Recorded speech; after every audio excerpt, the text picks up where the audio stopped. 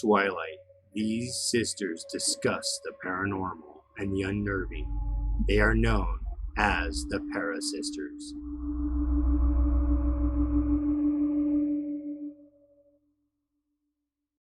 Hi everybody, I'm Rebecca. And I'm Tristan. What's up? We're the ParaSisters.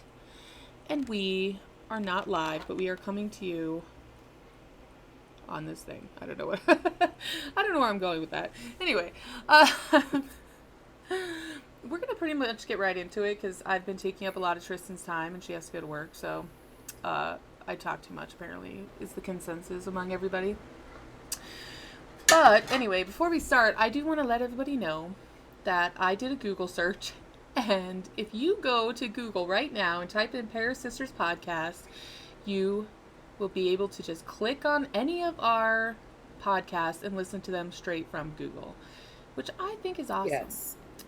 It's fantastic because then you don't have to worry about apps. Like, we are on Spotify and Breaker and Google Podcasts, and then a ton of other ones that I've never heard and of. Overcast and Pocket Cast. Exactly. And I've never heard of any of these or used them, but I'm sure there are people that do. So you can find us on there and pretty much anywhere.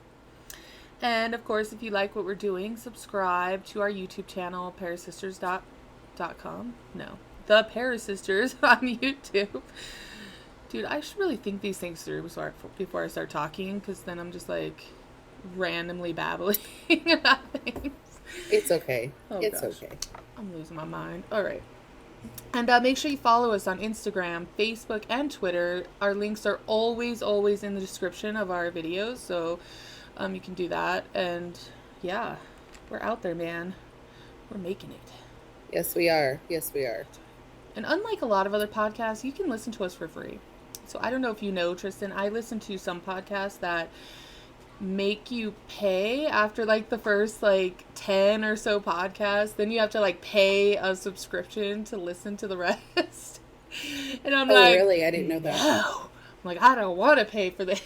So I never do. But we aren't like that yet. No, we are all of our podcasts are free. Yeah. Maybe one day we'll start a Patreon where you guys get extra special content if you subscribe to Patreon. But yes. I would like to keep it to where our podcasts are always free, that you can listen to any of them. Because we love this stuff, and we know you guys love it, and we want it to just be out there, because hopefully we're not boring like some of the other paranormal people are. That's mean. Okay. Anywho, so, Tristan. Yes. I want you to guess what you think we're doing today.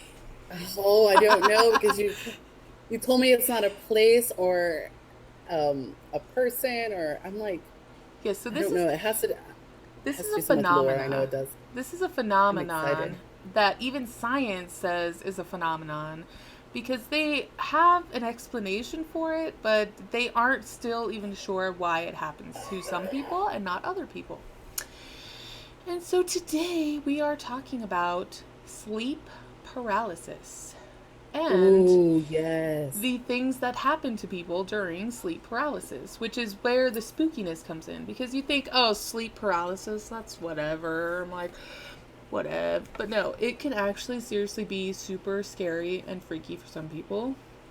And I don't want to do too much scientific mumbo jumbo, but I am going to talk a little bit about what sleep paralysis is. And I read what scientists think it is. I don't remember it, and I didn't write it down. So if you are wondering what science says it is, you have to Google that shit yourself. Okay? I'm not doing all the work for you. Okay? So, sleep paralysis. Have you heard of this, Tristan? I'm assuming I have heard of this. Yeah. Have you known anybody that's ever had it happen to them? No. I have not either. Personally. I have not either, so. I wonder how actually rare it is. Because I have heard a ton of stories about it. Yeah, so I don't think it's that rare. Like, I think more people experience it than we know. And I'm actually going to talk about it a little bit, because apparently some cultures experience it more than other cultures do. And that could be based on their beliefs about it, or, I don't know, random other things that I'm not really sure about. But we'll see what happens. Okay. So for those of you that don't know, sleep paralysis is a state during waking or falling asleep. So you could be like just starting to wake up or just starting to fall asleep, and you experience this, and it's basically you are aware of your surrounding, what's going on, but you are not able to move or speak. And so during an episode, and this is where the scientific part comes in, because scientists call things that you experience during sleep paralysis hallucinations.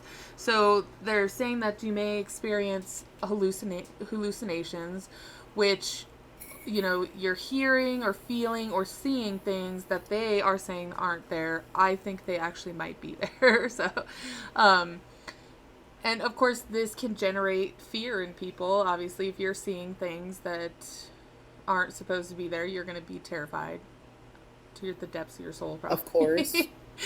Yes.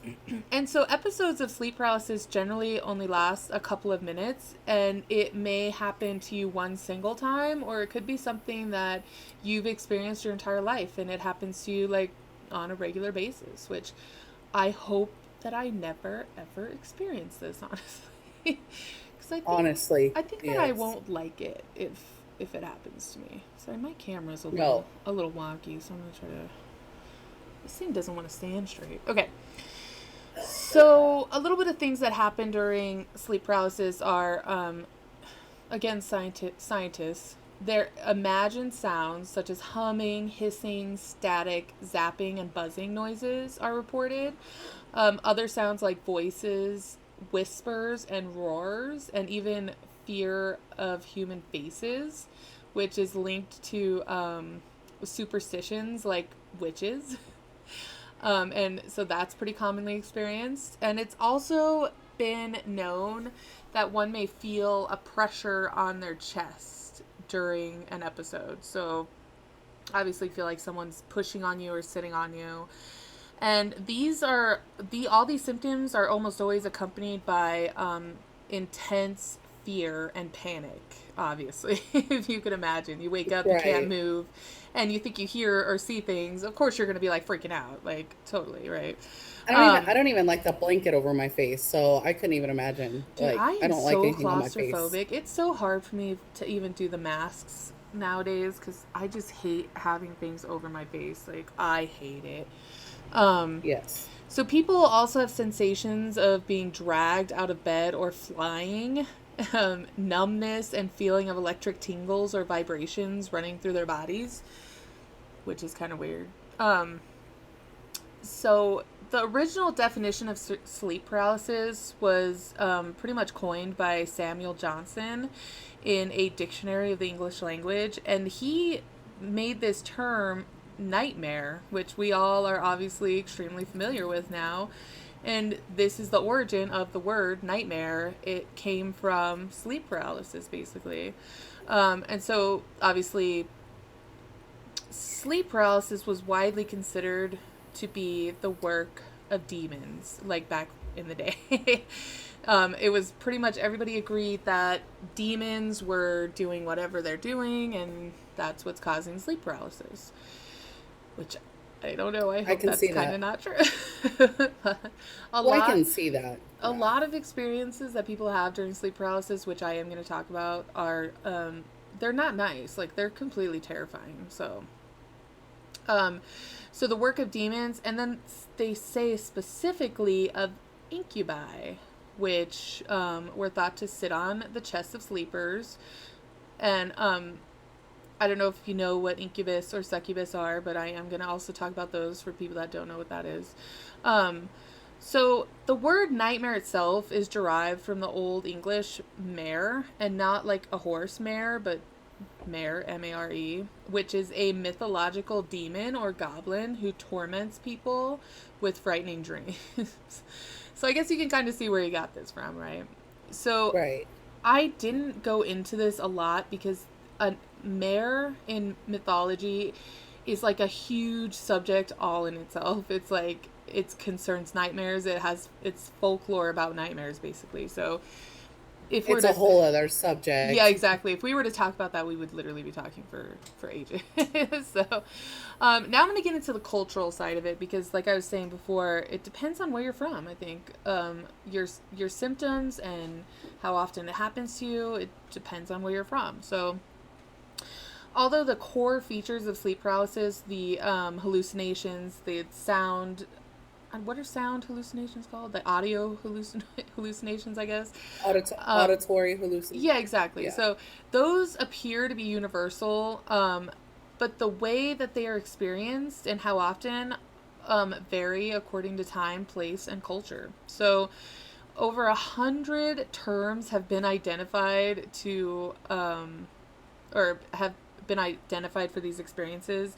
So obviously wherever you go, it's going to be a little bit different. Some scientists have proposed that sleep paralysis is an explanation for reports of paranormal phenomenon like ghosts or alien visits, demons or demonic possession, alien abduction experiences, and other things like the night hag and shadow people.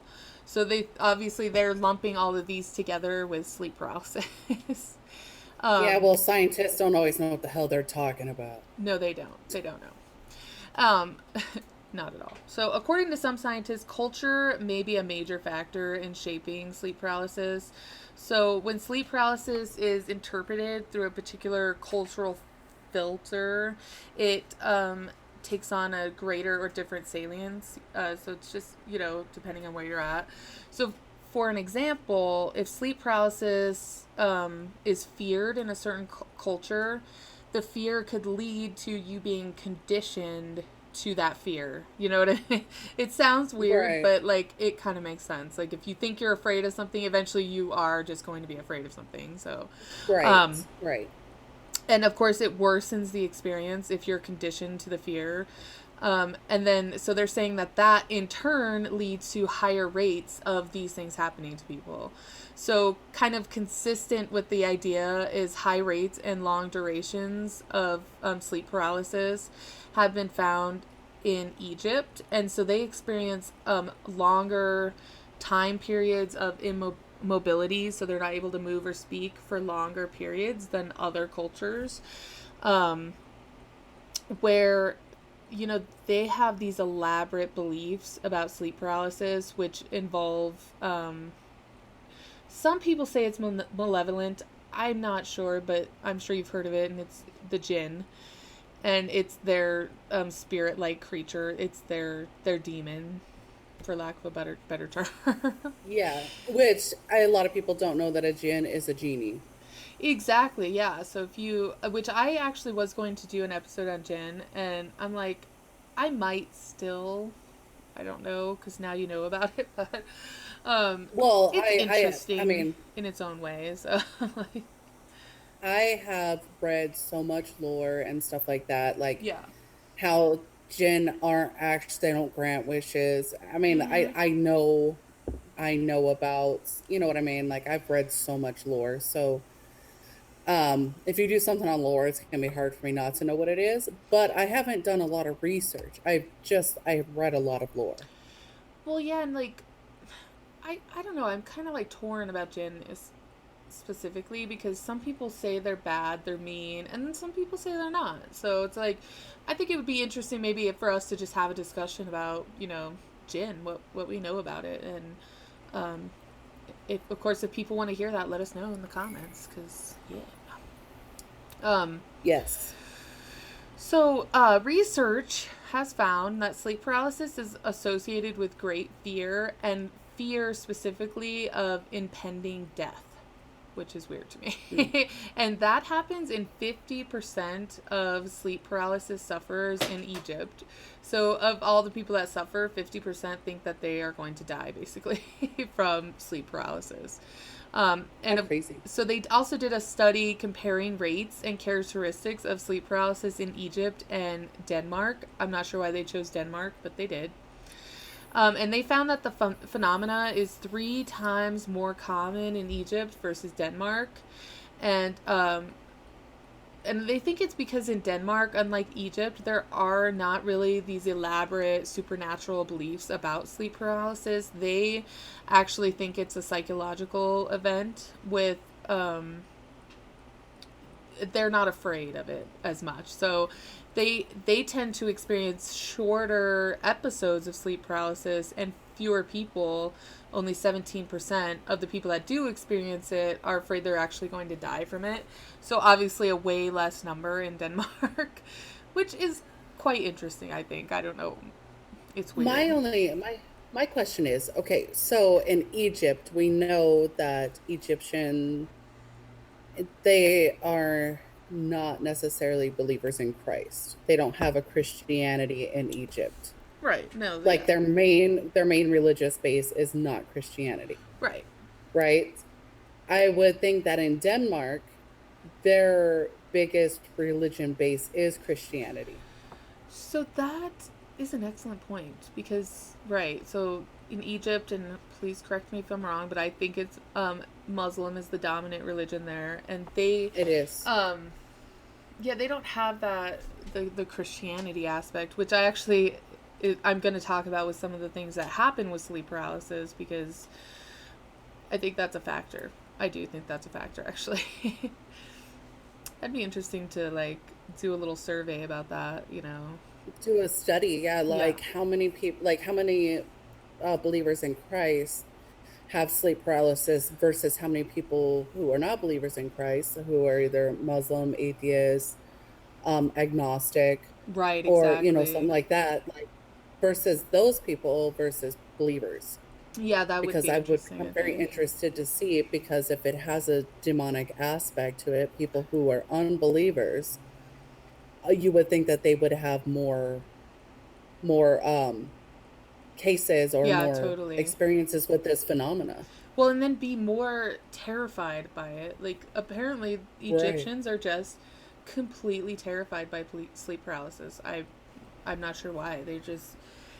I think they're convinced that whatever's happening is real and that they are going to die from it. It's not funny. Right, but like you said before, though, they've been conditioned, probably most of them, for their whole lives, that this is something that is bad and it probably will kill you at the, eventually. I mean, yeah, if you grow up hearing these stories of things that happen to you at night, and of course you're going to eventually start thinking, oh shit, that's really going to happen to me and I'm going to die. Like, of course you're going to think that. Of course you are. That's interesting. I will say that I've never heard of anybody dying during sleep paralysis, so I don't know. I don't know why they're so convinced of that, but they are. So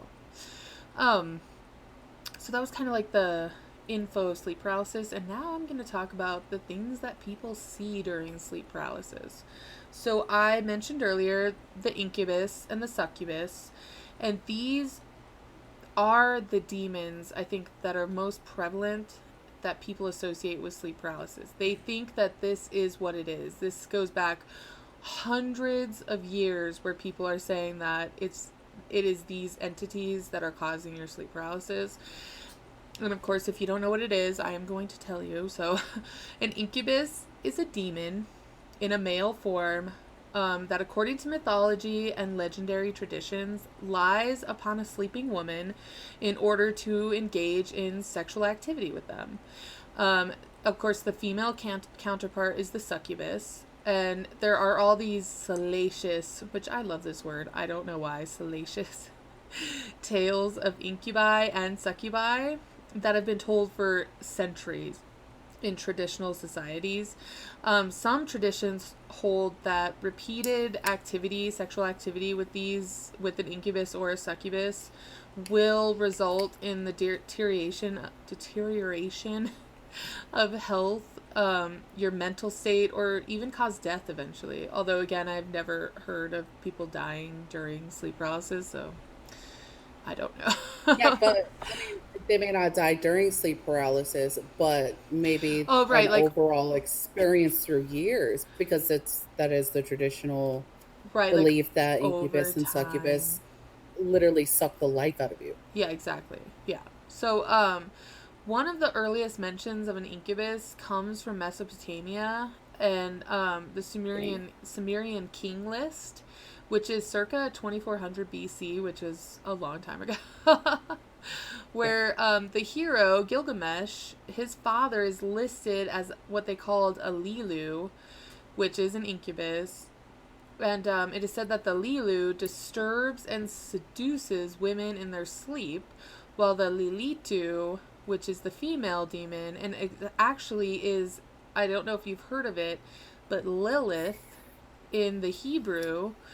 The original. Right. So in the Jewish religion, they say Lilith is the demon that is the succubus. It's the counterpart of an incubus. But Lilitu is a female demon, which appears to men in their erotic dreams. So the claims are that succubi and incubi engage in these activities to have babies. They want to procreate with people. And it's funny, I should have written it down because there's actually a specific term for babies that are said to be born of let's say a woman and an incubus, and so there's a specific term for it, which I don't have and I can't say off the top of my head, but you can look that up too. And it's also said that the incubus and the succubus are actually one demon that can change sex at will to accommodate for a female or a male victim. And so they say that they would turn into a female, let's say, to collect the sperm of a human man, and then they would turn into a man and use that sperm collected on a human female to impregnate her.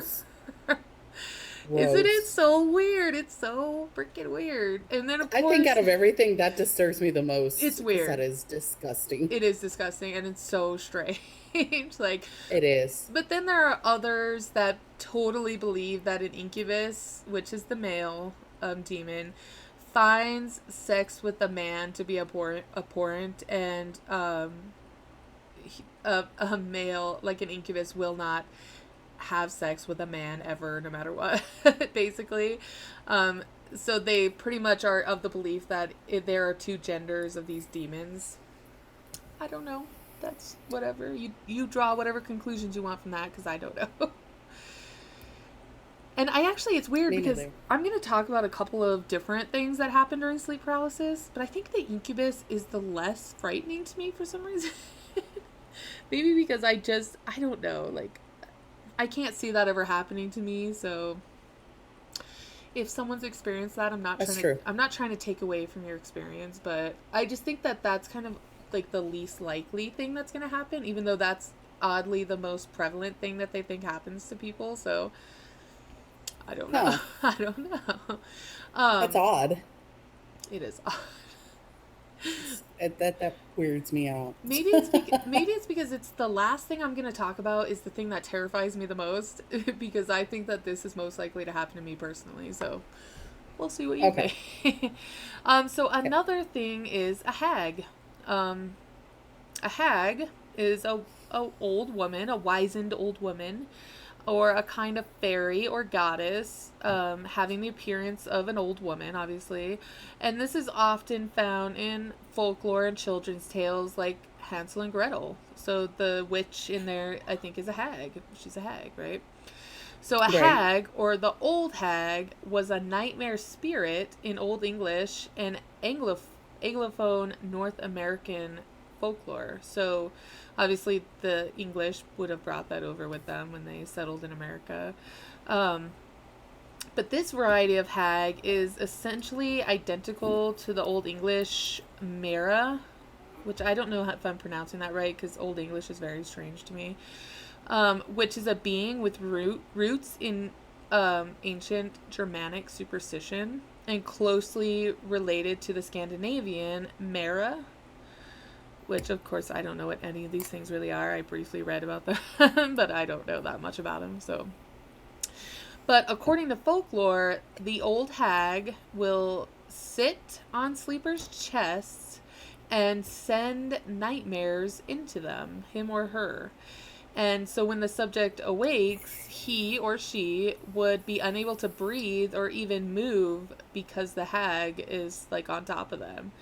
And so they've now started calling this sleep paralysis. And I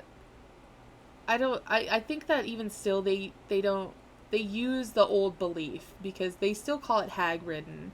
So if you're walking around and people are like, I'm hag ridden, that means that they have sleep paralysis, I think. So, and even still, it's frequently discussed as if it were a paranormal state. Like, people truly believe that this is what's happening when they're having sleep paralysis. So I truly believe that's what's happening also. I don't know about the hag ridden, but I believe it's a paranormal state. dude, I totally do. Just because we talked about, it's not, I don't think it's as rare as we think it is, but it's obviously not as prevalent as some other things that happen to people. So I don't know. And science, even though they say this what causes it, they still don't know why it happens to some people. Like, so many stories about hags seem to have been used to frighten children into being good. And so, like, in northern England, they have something called the peg prowler, which is a river hag who lived in the River Tees and had skin the color of green pond scum. And so parents would keep their children away from the river's edge by being told that if they get too close to the water, she's going to pull them in with her long arms and drown them. And I guess sometimes they even go as far as saying that she's going to eat them. Which is it's a terrible thing to say to kids. I don't even know. You know what though? I bet it's very effective. Yeah. I probably wouldn't go there as an adult, honestly. Right.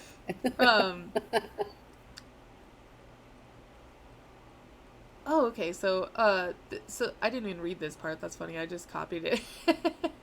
So this type of nixie, I don't know what a nixie is, but it has other names like the Grindylow, which if you are a fan of Harry Potter, you know that Grindylow is a creature that they use, and apparently it's the hag. The hag.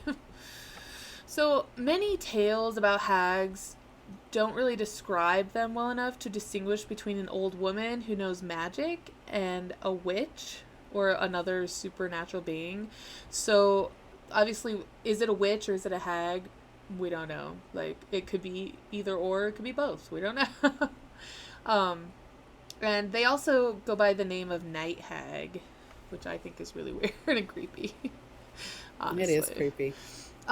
So hags are often seen as malevolent, like they're not nice, but may also be one of the chosen forms of shape-shifting deities. And please, if there's any Irish people listening, forgive me, I'm so sorry. Such as the Morian. It's spelled Morrigan, but I've read that the G is silent, so I'm gonna say Morian. And the Baob, who are seen as neither wholly benevolent nor malevolent. So they pretty much don't care either way about you, apparently. So the Morian is a figure from Irish mythology, and it literally is translated as Great Queen or Phantom Queen. And it's mainly associated with war and fate, which, especially with foretelling doom, death, and victory in battle. So her role was she would often appear as a crow, the Boab, which also means crow in Irish, Old Irish, I think it is. And she is a war goddess who takes the form of a crow and thus sometimes known as, please, I'm so sorry again, the Boab Catha, which means battle crow. And she is known to cause fear and confusion among soldiers to move the tide of battle to whatever side she wants to win, so she can go and, manipulate people basically to do what she wants. And so Boab may also appear prior to a battle to foreshadow the extent of the carnage or death. And she might even predict a death of a notable person in battle, obviously. She would sometimes do this through wailing cries, leading to comparisons with a banshee. So I have to wonder if that's actually where the banshee came from. That'd be interesting to find Which out. makes sense. And I don't know if a lot of people know any like actual like so everybody knows the story of King Arthur and his round table and stuff like that. Well, there's actually the original story. It's a very sordid tale, let me tell you. But so in and I don't know if this is because the English translated it to Morgana. Yes, I wondered if that was the same when I was reading I'm it. wondering I'm if it's the like, same because she's actually a witch who she's a sorceress, not a witch. She's a sorceress right, who is very skilled and actually more skilled than Merlin. And right. Merlin actually was like just some kind of douchebag guy. You know what I mean? He was But the they've guy in the changed. Sword in the Stone. Right, but like so I'm wondering if when the English translated King Arthur and they put it as Morgana, I wonder if it's actually Morana. It kind Like, of sounds like it is. So, like, I did a lot of, like, Googling to try to figure out how to pronounce this because it looks like Morrigan, and even, like, people say it's Morrigan, but then I've seen, like, where Irish people are like, no, the G is silent. So, if you're in English, even if you speak Old English and you're translating this, you're probably going to keep that G as a G sound and not know to cut it right, off. So it would actually make sense if this is the same thing. You know what I mean? Because I don't think Morgana is necessarily bad or good. She is just out for herself. I think that's been it's exactly the right. Yeah, theme of Morgana always is she's just out for herself, you know. So, right.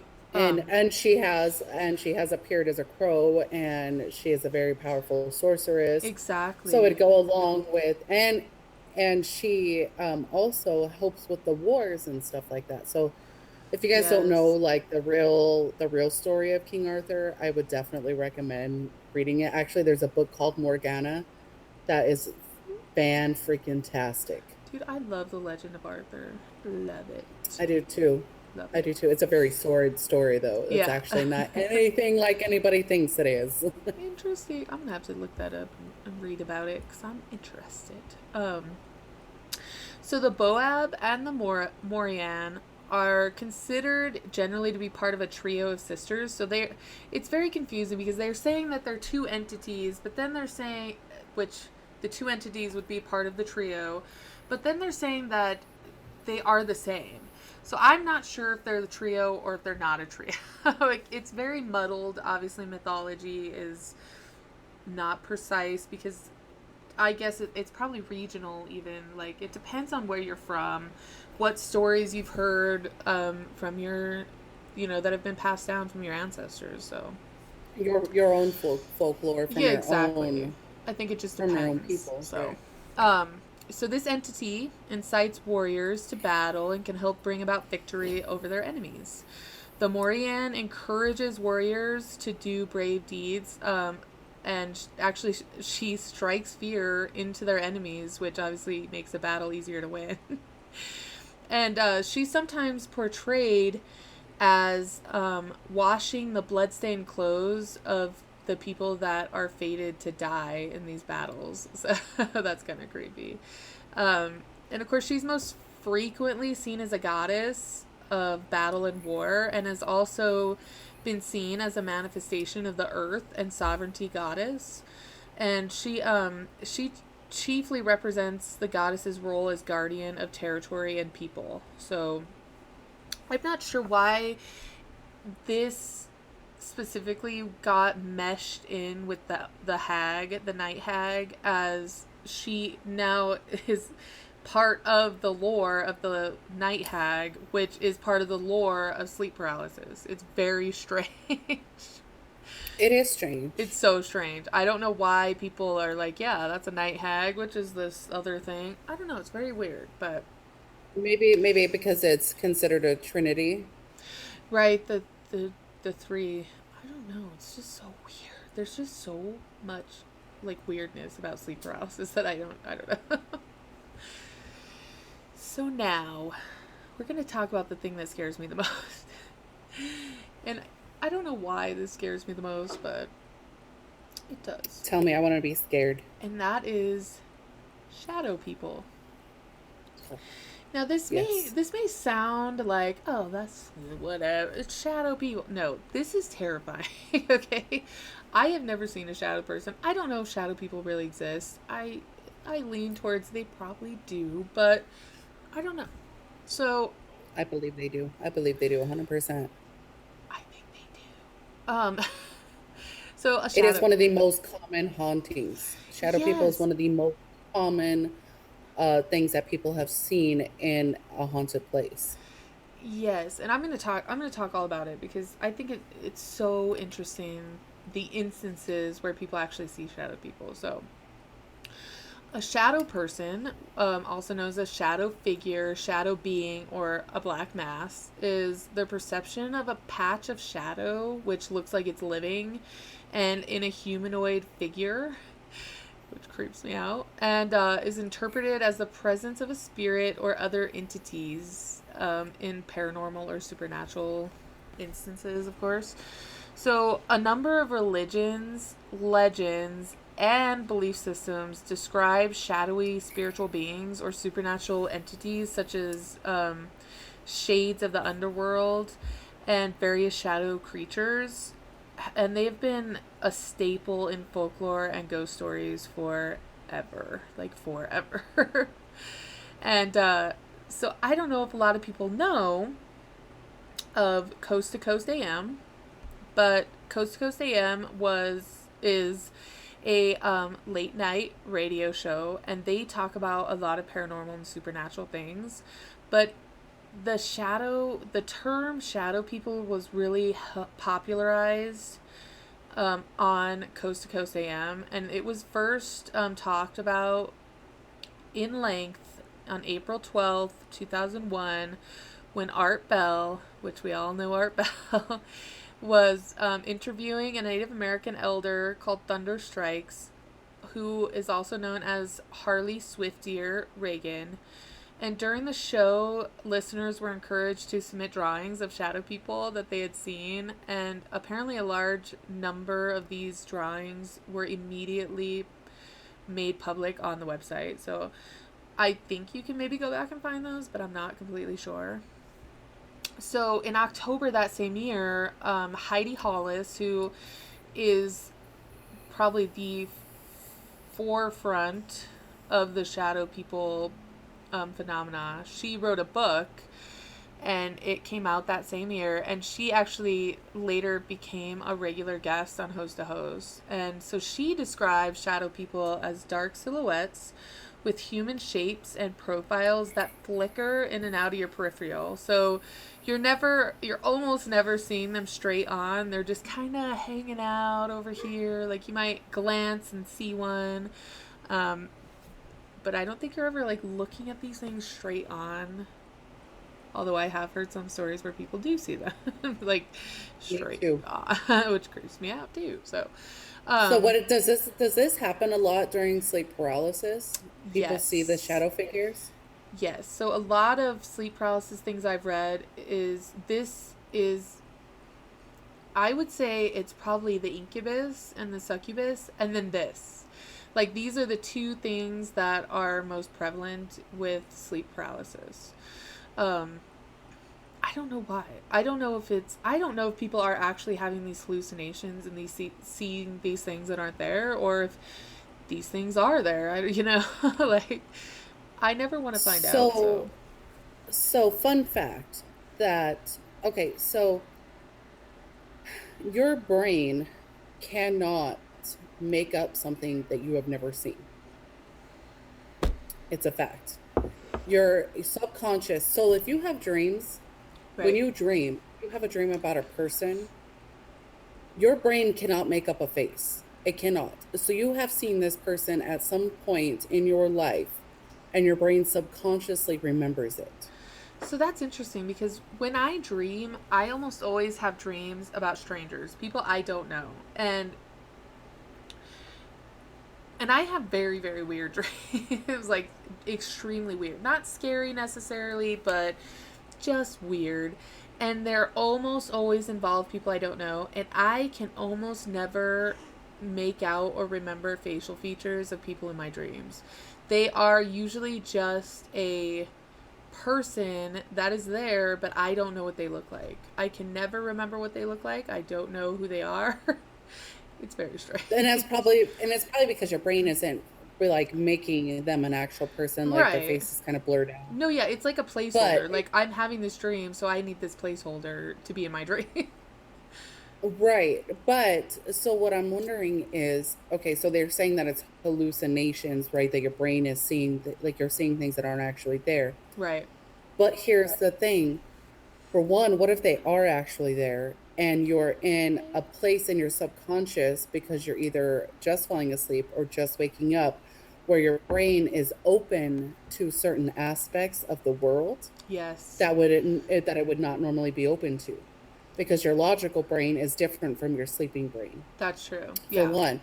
So it could be, you could actually be seeing this.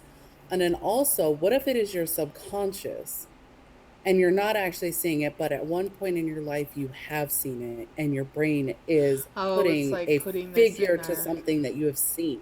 That's freaky.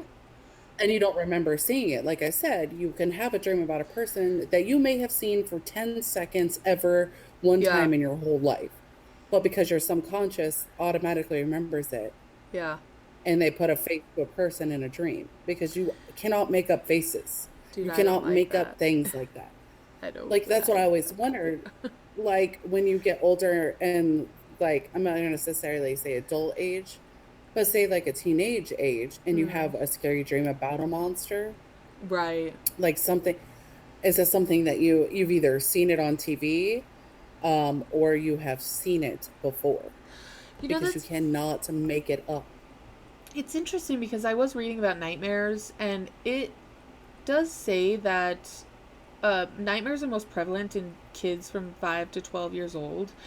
And it makes me wonder if, like, of course, when you're awake and you're a kid and you hear something that might scare you or see something that might scare you, of course, your imagination, it automatically starts thinking of these things. So then you're going to sleep and your mind has a picture in it of these things that have terrified you during the day. And now you're having nightmares about them. And obviously that goes along with kids have probably never seen a monster under the bed, but they are convinced in their dream that it's there. You know what I mean? Like, Right. Well, and here's the thing too, because like I know like kids are more open to certain aspects definitely, of the yeah. world than we are.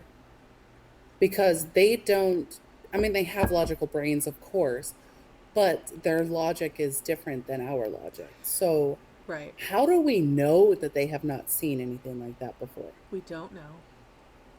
And then, like, as parents, we spend their whole childhood telling them that those things aren't real, That's true. when all actuality, they may have been real to them at one point. That's true. Interesting. That reminds me of that movie, Little Monsters. I don't know why. Yes, I love that movie. I also love that movie. What's up, Little Monsters? Okay. Um, so yeah, so you see these shadow people, and apparently there are reports of these shadow figures attempting to jump on your chest and choke you.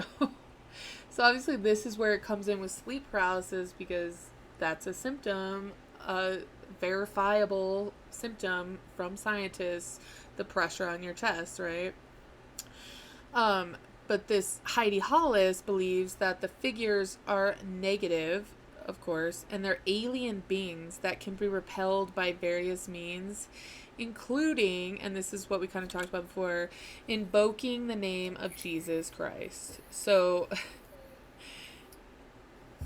it goes back So to maybe the not. thing about Denmark and Egypt, I think. Like, So maybe not alien beings, but maybe demonic beings. yeah, it's weird that she thinks they're alien. I don't. Maybe she's using the term alien very, very loosely. Like, you know what I mean? It's unknown or strange, not necessarily like extraterrestrial. You know what I mean? Not of this world that we live on, Right. or not of this or well, what would I want to say there? Not of this. Well, they're not in this. You know what I'm trying to this say. realm. What's This that? line, like this, Yeah. the like, not of this like we're in a parallel universe compared to, you know Right. what I'm trying to say. Yeah, I can. Words escape me today. I'm like, Me too, oh, apparently, because I can't think of it yet. not on this plane of existence. That's what I'm trying to say. Not on this plane of Right, existence. right. No, I totally think, like, yeah. I don't know. She's the expert, though, apparently. So, Apparently. although participants in online discussion forums devoted to paranormal and supernatural topics describe shadow people as menacing, other believers and paranormal authors do not agree that shadow people are either evil, helpful, or neutral, and some even speculate that they may be the extra dimensional inhabitants of another universe. Which is funny because we've talked about that on a couple of other podcasts about On our doppelganger. yeah, about ghosts. So I think it's an interesting theory. And then some paranormal researchers, which I tried to look this up and I can't find it, but Chad Stambaugh claims, and he's a paranormal author and researcher, to have recorded images of shadow people. But like I said, I couldn't find them, so I don't know if that's true or not. So some unsubstantiated at this point. I definitely wanted to find them. So yeah, so if any of our listeners or viewers, if you guys can find what she's speaking about from this guy, let us know in the comments. Maybe post the link because we would love to see this. Mm-hmm. Dude, I am all about video evidence. For real. I am too. Because, like, I love to believe in it, but I also like hard facts. And I like video evidence. I like pictures. I'm the same way, yeah. I prefer video over pictures because videos are a little harder to manipulate, but... I agree. Yeah, I definitely want to see that. If you got it, let's see it. So, some people, and I might go more towards this theory, believe that shadow people are demons that come to you in your sleep. And obviously you wake up and you experience this sleep paralysis, and a lot of people believe that they have malevolent intentions towards you. There are also claims of there being a leader, which I don't know if you've heard of this, you probably have, but this entity called the Hat Man is reportedly the leader, for lack of a better word, of the shadow people. He I think if you see the Hat Man, you have seen the ultimate shadow person, and apparently it's an incredibly frightening entity that some people believe actually stalk them, either in bed or out of bed. So I've heard stories of people seeing this entity, like walking down the street late at night and they see the Hat Man following them, or in an alleyway, like, which terrifies me literally. Yes, and you know what is crazy is I've actually heard okay, so not heard. This is that no, I watched a show on Netflix. It's called The Haunting of Hill House. Right? This movie or this show is freaking fantastic. I love that show. I can't wait for season 2. But the boy in the show, when he's young and they live in the Hill House, yes, he is haunted by the Hat Man. Yes. And so that's why I think they say that the Hat Man stalks people. So some people say, oh, I've only seen it once. And like, let's just say they're in their house and they look down the hallway and they claim to see like a shadowy figure of a man who's clearly wearing like a hat, a top hat. I think the hat varies. What kind of a hat it is varies. But it's still the same. It's a black mask with the shape of a man and a cape, or even like a duster, which is like a trench coat style coat. And, so it's not always just you're having sleep paralysis and you're seeing these. It is people all the time are saying that they're seeing this Hat Man. And I think that if you have seen the Hat Man once you may continue probably for the rest of your life to be stalked by this Hat Man. And I don't know if they have a theory why more people see like some people see this more often than others do, but it's definitely scary. Like, it is creepy. It is very creepy. But like just the idea that we're talking like this goes beyond like ghosts or imprints or things like that. You know, this is something that is purposefully stalking you. Like it is following you around everywhere you go. And I don't like that. Okay. I don't either. So don't come over to me, Hat Man, because I'm not going to like it.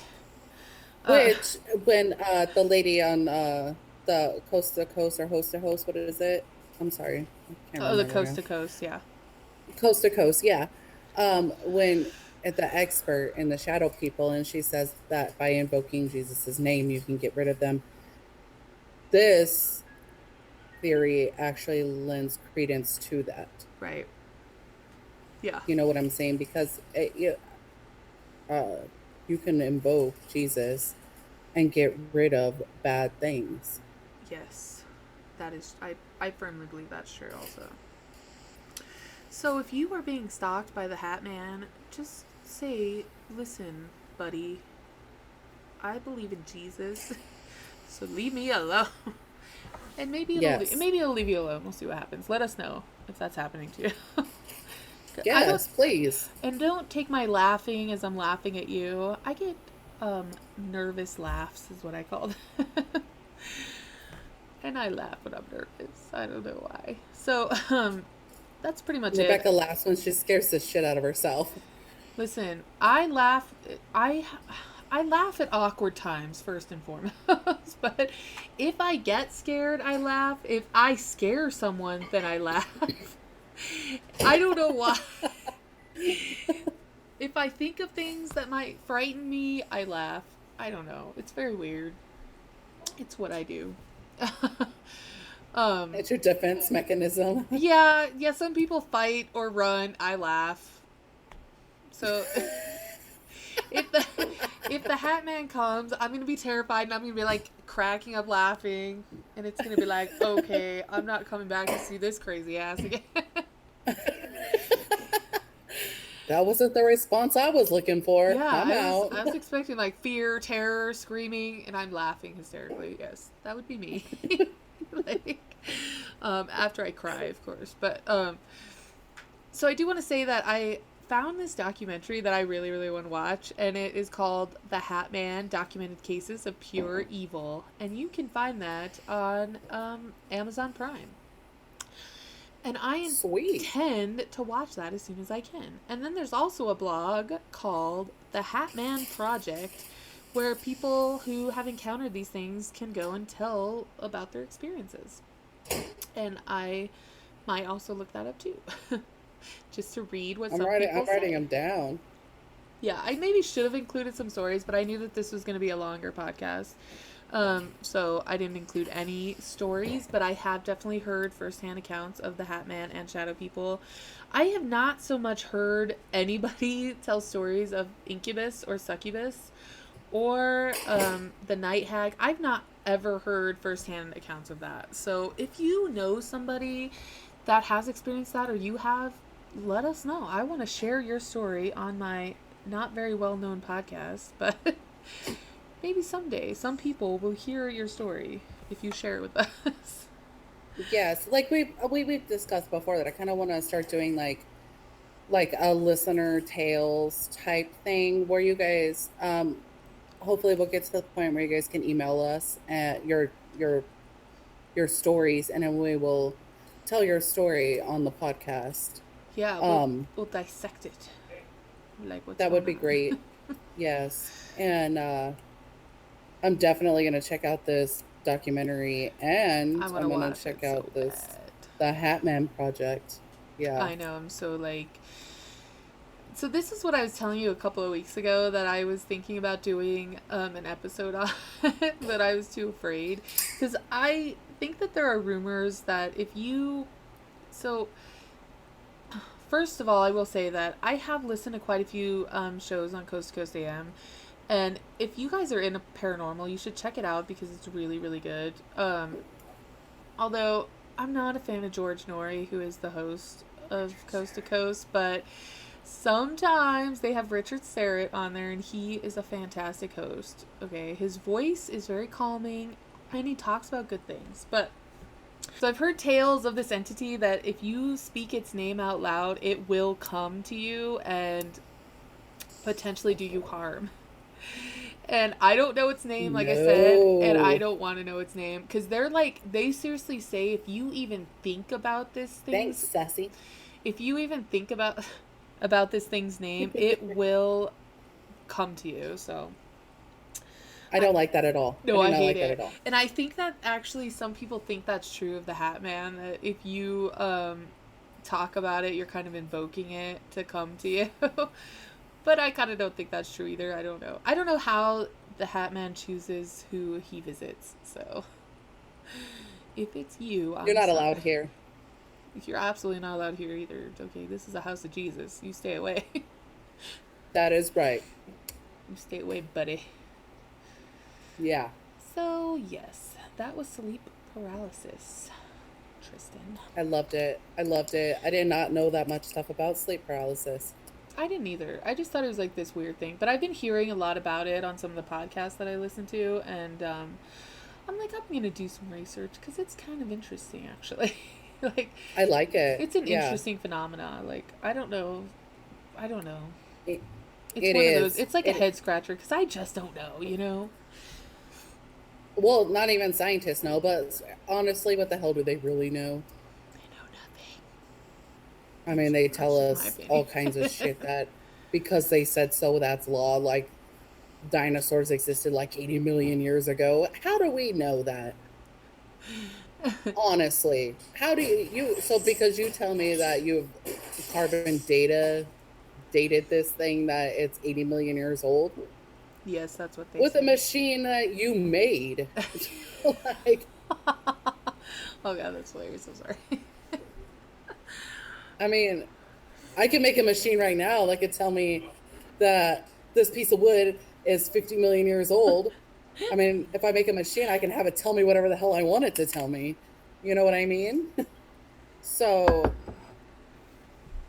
where I do agree with some scientific study into the paranormal where they're actually making it a science, but those people who are into parapsychology and the study of the paranormal and are making it a science, they actually believe in it. Yeah. Scientists who do not believe in it, I do not believe anything you say. Well, honestly. The thing I'm like two sides of one coin because I do believe in science. I do believe in science. I mean, not saying that you don't believe in science. That's not what I'm trying to say. But I part of me is very scientific. I appreciate having facts laid out for me. But I feel like when you're a scientist and you won't even consider the possibility of something that you can't prove with your science, I don't appreciate you. like see, and that's where I'm at. That's where I'm at. Well, yeah, all I'm asking people ever is to just have an open mind about things. Like, don't just poo-poo it because you can't prove it. Like, that's ridiculous. Like, it doesn't make sense. So, that's my theory of science, and I'm not going to go into it because I think some of it I might have a political bent, and that's not what this podcast is. So exactly. Although if Donald Trump believes in ghosts, I would like to know that. I also would too. Anywho, so yeah. Well, now that we've done that. Anyway, so yes, you guys, as always, subscribe, like, share, hit the notification bell. Our links for our Instagram, Twitter, and Facebook page are always in the description below. They're always there. You can also, because we're on podcast now, I actually have to look it up. But so on Facebook, you can friend us at Rebecca Tristan. If you guys want to see all of our new stuff coming out, we try to post on there often. Yes. Plus, we just have fun little things that we like to do on there. Yes. And we have no friends on Facebook, so make sure you follow us on there, please. Yes, follow us on Facebook. I'm actually going to get, because I don't know offhand, because I'm a weirdo. So for our podcast listeners, you can follow us on Instagram at occultist_Cerebus. And on Twitter, we're just... on Twitter, we are... I have to go to Twitter now because we're something on Twitter. I think it's ParaSisters on Twitter, but I'm not sure. No, we are Occultist Cerebus on Twitter right. also. Yes, because technically that's our brand name. We are the ParaSisters, which Occultist Cerebus is ParaSister, Paranormal Sisters. Paranormal Sisters. In Latin, because we're fancy like that. Because we are fancy like that. So yes, just look us up. We're at Cerebus. We are very bourgeois. Occultist Cerebus on Twitter at Cerebus. You can tag us in anything that you want to tell us about paranormal. Please, please, please. And I think we can leave it there unless you have something else to say. I feel like I wanted to say something and I totally forgot. Probably because I just ran you over. That's what I like to do. That's okay. There was something, like, literally it was like right there. Maybe I'll remember next time. Who knows? I'm extremely forgetful. So I guess we'll just, follow us, like us, share us, turn on your notifications. And that's the most important thing. That's all we could ask of you. So also, if you guys are looking for an awesome Halloween mask, come check out my shop at Etsy, and you can pick up this baby right here at Black the Cat Boutique on Etsy. Beautimous. I love it. And there's a ton of them. I have so many. And you know what? They are hand painted. They are. They take her hours and hours to make. So, yes, you go and support her, because I don't know. I'm not involved in her thing, but I would like to see it succeed. So, go and support her. Buy a mask. I'm trying to get her involved. into it because her husband makes awesome things on his 3D printer, and trying to get her to make some earrings. This is an example of an earring made on a 3D printer.